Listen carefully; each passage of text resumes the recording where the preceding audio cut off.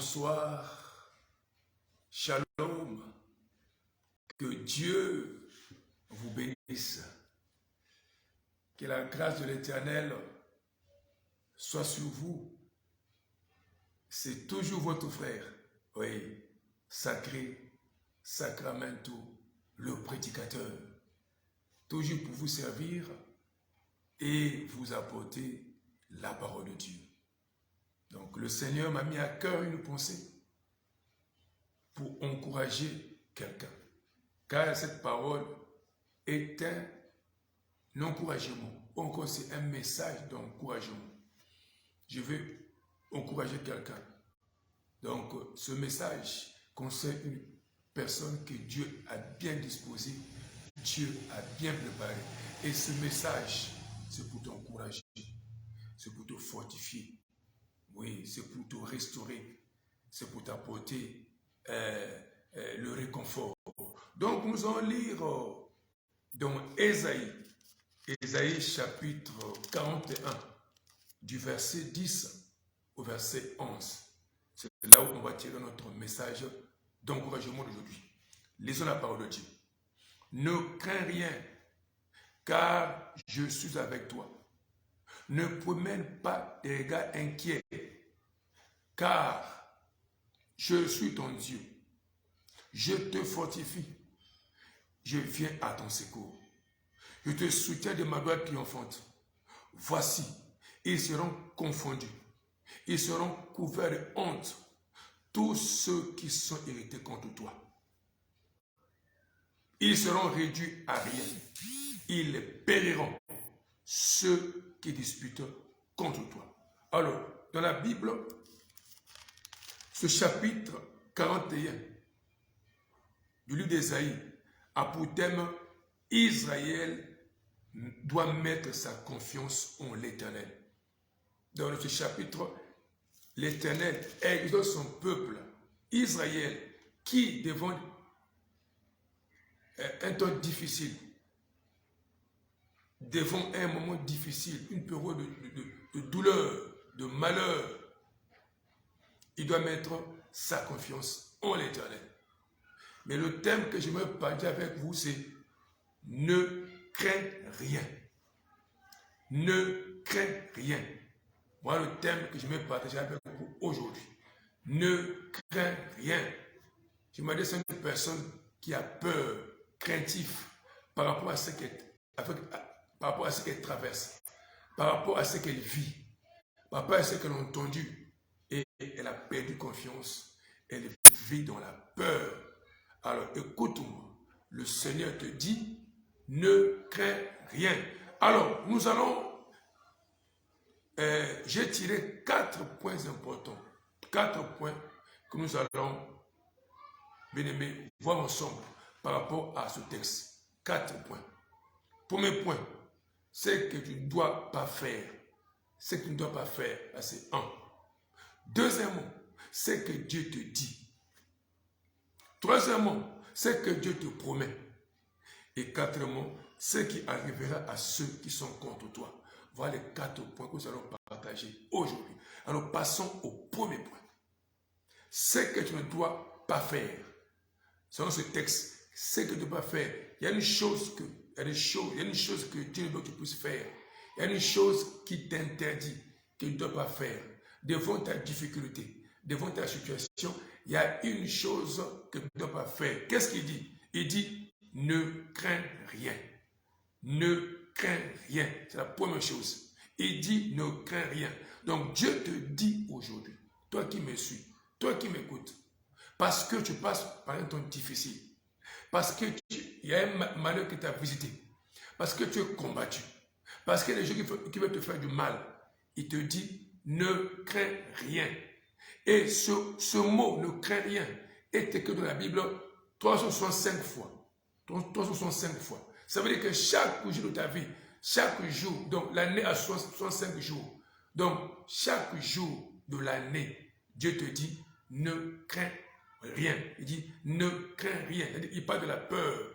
N'aie pas peur. Ne crains rien. Ça, c'est 1. Deuxièmement, il dit, ne promène pas tes regards inquiets. La deuxième chose que tu ne dois pas faire, c'est quoi? Il dit, ne promène pas les regards inquiets. Il parle de deux choses que tu dois éviter. Premièrement, ne crains rien. Deuxièmement, ne promène pas des regards inquiets. Donc, il y a deux choses que tu dois éviter. Premièrement, la peur. Deuxièmement, l'inquiétude. Ces deux choses marchent de peur. Marchent de paix plutôt. Marchent de paix, je voulais dire. Lorsque nous avons peur, la peur va tirer l'inquiétude. Lorsque nous sommes inquiets, l'inquiétude va tirer la peur. Voilà pourquoi une personne qui a peur est toujours gagnée par l'inquiétude. Une personne qui est inquiète est toujours envoyée par la peur. Mais Dieu te dit ici, ces deux choses, l'inquiétude et la peur, il dit, tu dois les éviter. Il ne faut pas avoir peur et il ne faut pas aussi être inquiet. Pourquoi? Parce que la peur te fait croire que ce problème ne finira pas. La peur te fait croire que ce problème n'aura pas de solution. Et l'inquiétude te fait voir la grandeur de l'ennemi, la taille de l'ennemi. Mais l'inquiétude t'empêche à reconnaître la puissance de Dieu. Voilà pourquoi n'aie pas peur. C'est un. Deuxièmement, ne sois pas inquiet. Ça, c'est un. Deuxièmement, c'est que Dieu te dit, face à ce que tu vis, face à ce qui t'arrive, écoute ce que Dieu te dit. Qu'est-ce qu'il te dit? Il dit, toujours au verset 10, il dit, car je suis avec toi. Alléluia. Il dit, car je suis avec toi. Ce que tu traverses, ce que tu vis, sache-le que l'Éternel est avec toi. L'Éternel ne peut jamais abandonner son fils ou sa fille. L'Éternel ne peut jamais abandonner celui qui croit en lui. L'Éternel ne peut jamais abandonner celui qui espère en lui. D'ailleurs, il nous a promis, il dit, je ne te délaisserai point, je ne t'abandonnerai point. Voilà pourquoi ici il dit, car je suis avec toi. L'Éternel est avec toi. Pourquoi? Parce que tu es son serviteur, parce que tu es sa servante, parce que tu es sa fille et tu es sa fille. Ça, c'est un. Deuxièmement, il dit, car je suis ton Dieu. L'Éternel est avec toi parce qu'il est ton Dieu. Alors, si l'Éternel est ton Dieu, sache-le, il est avec toi. S'il est ton Dieu, sache-le qu'il ne peut jamais t'abandonner. Pourquoi? Parce qu'il est ton Dieu. Parce que tu es son fils ou sa fille. Parce qu'il a dit, je serai pour vous un père et vous serez pour moi des fils et des filles. Alors, si Dieu et si tu reconnais que l'Éternel est ton Dieu, sache-le, il est avec toi. Il ne peut jamais t'abandonner. L'Éternel n'abandonne jamais ses fils. Même dans les moments difficiles, sache-le que l'Éternel est à tes côtés. Il est là. Ça, c'est la deuxième chose. Alors, troisième chose, c'est que Dieu te promet. Parce que l'Éternel est avec toi. Parce qu'il est ton Dieu. Il est avec toi. Qu'est-ce qu'il te promet? Écoutons les promesses qui te fait dans ce texte. Et regardez, il dit, premièrement, il dit, je te fortifie. Il dit, je te fortifie. Ah, il te rend fort. L'Éternel te fortifie. Face à ce que tu vis, il dit, je te fortifie. Ta force, c'est l'Éternel.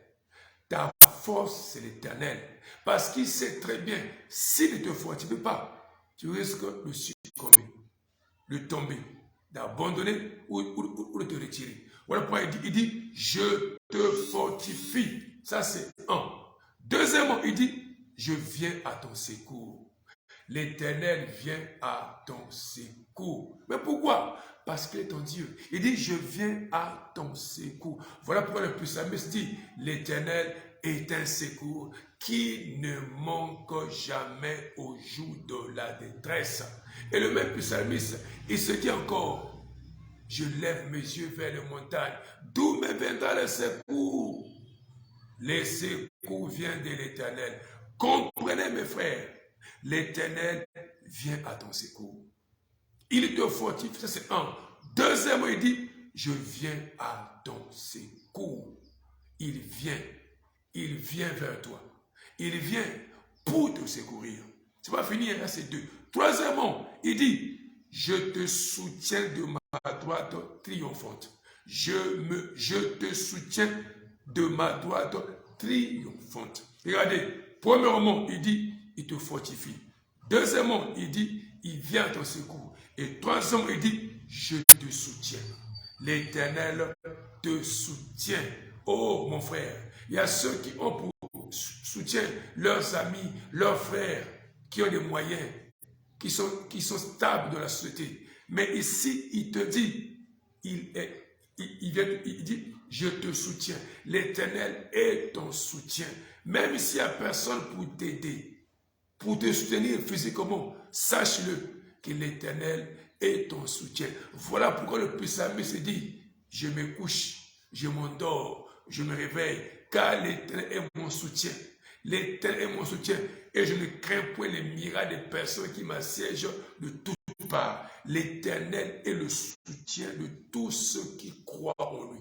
Alors mon frère, alors ma soeur, sache-le que tu as un soutien. C'est Dieu. Ce n'est pas un homme, c'est Dieu. Parce que le soutien de l'homme est limité. Le soutien de l'homme est limité. Mais le soutien de Dieu est... S'il te soutient, qui peut te détruire?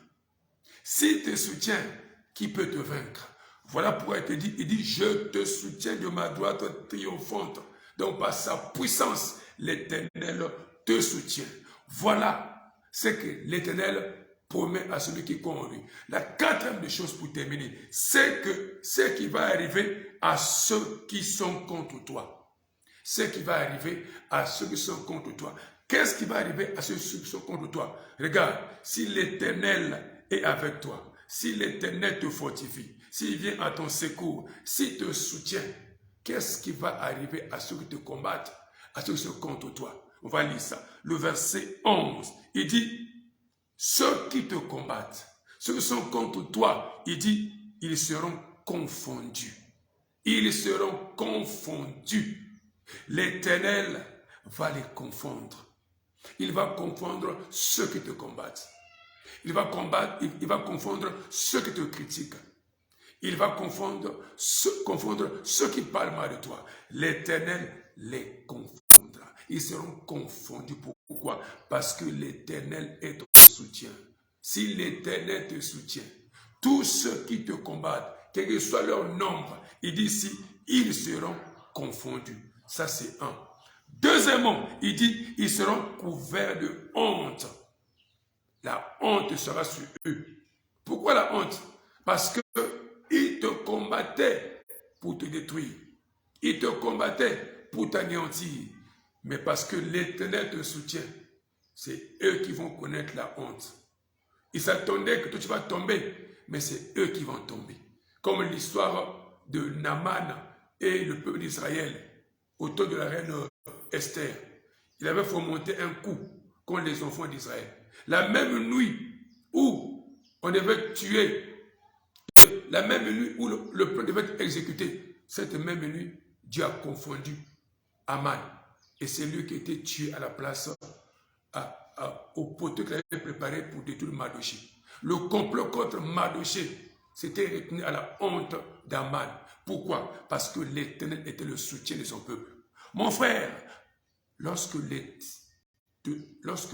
Dieu est ton soutien, lorsque Dieu te soutient, tes ennemis connaîtront la honte. La honte, ça c'est 2. Ça va finir. Troisièmement, il dit, ils seront réduits à rien. Dieu va les anéantir. Réduits à rien du tout.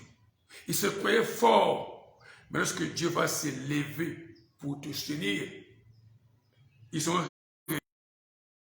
réduits à rien. Voilà pourquoi la Bible dit, Dieu se lève et nos ennemis se dispersent. Lorsque l'Éternel se lèvera dans ta vie, tous ceux qui te combattaient seront réduits à rien du tout.